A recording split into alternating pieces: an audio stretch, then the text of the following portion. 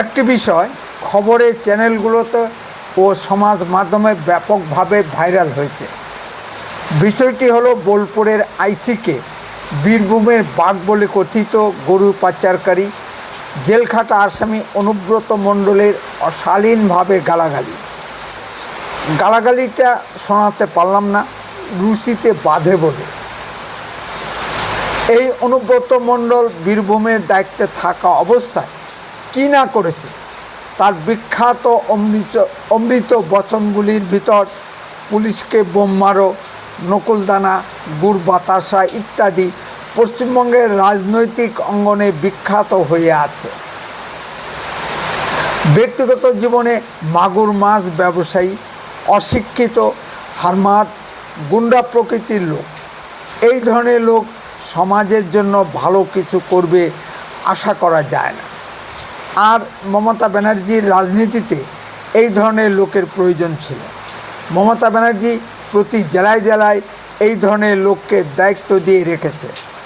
আমাদের কুচবিহারের কথাই ধরুন না, কুচবিহারের তৃণমূলের দায়িত্ব যার উপরে এতদিন নষ্ট ছিল, তিনি কেমন প্রকৃতির লোক ছিলেন আমি আপনি সকলেই জানি। এখন আবার যার উপর কুচবিহারের দায়িত্ব নষ্ট হয়েছে, তিনি নিজেই বিজেপি কর্মীদের বাড়িঘর ভাঙার জন্য এগিয়ে যান।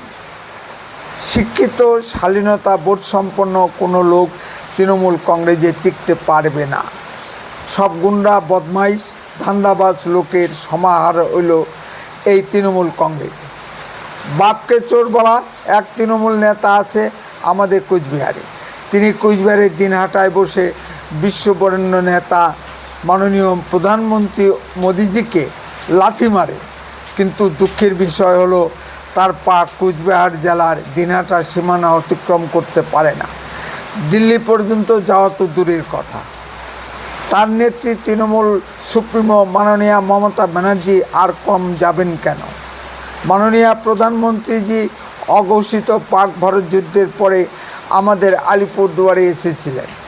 জনসভায় তার ভাষণে মাননীয় প্রধানমন্ত্রী মোদিজি অত্যন্ত পরিশীলিতভাবে পশ্চিমবঙ্গ মমতা সরকারের 5টি দুর্নীতি প্রসঙ্গ তুলে ধরেছেন।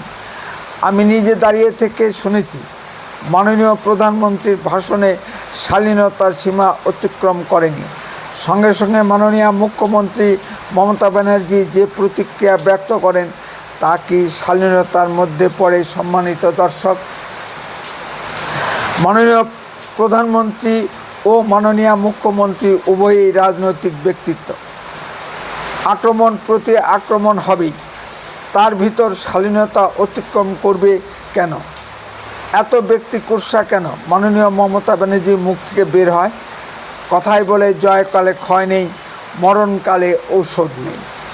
চিরদিন কাহারোর সমানো নাহি যায়, আজ যে রাজাধিরাজ কাল সে ভিক্ষা চায়।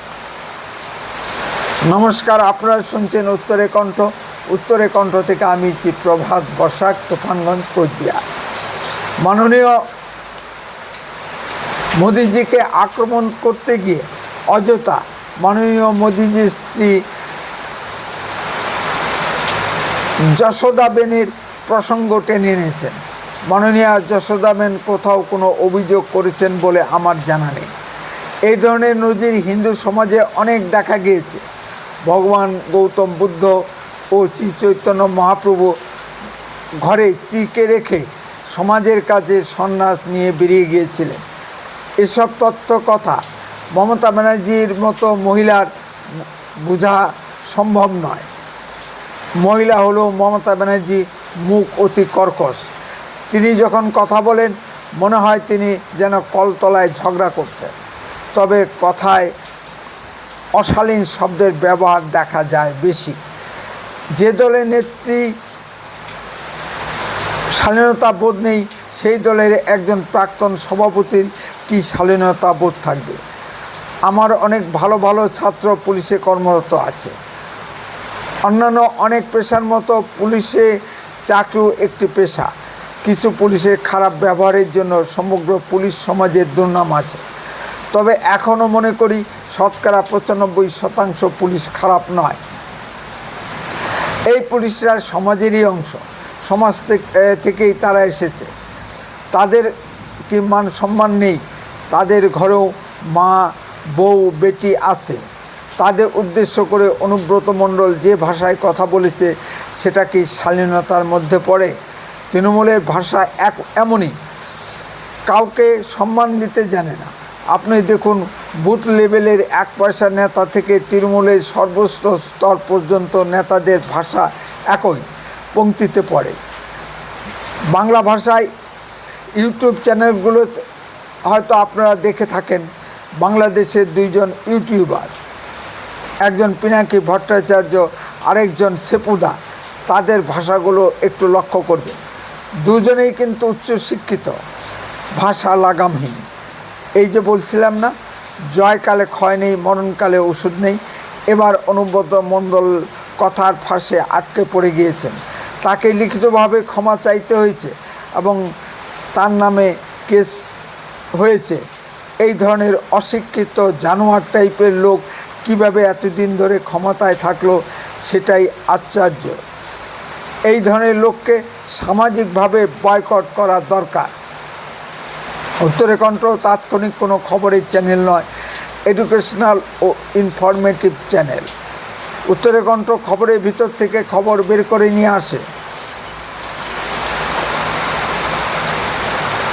উত্তরে কণ্ঠ সর্বদাই বাস্তব ও সত্য কথা বলে।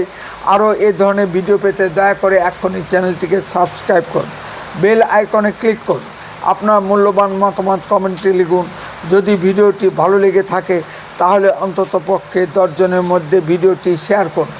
উত্তরে কণ্ঠ দেশের কথা বলে, দশের কথা বলে। আপনারা চোখ রাখুন উত্তরে কণ্ঠের পর্দায়। বন্দে মাতরম, ভারত মাতা কি জয়। খুব শীঘ্রই ফিরে আসছি নতুন কোনো ভিডিও নিয়ে। সুস্থ থাকুন, ভালো থাকুন।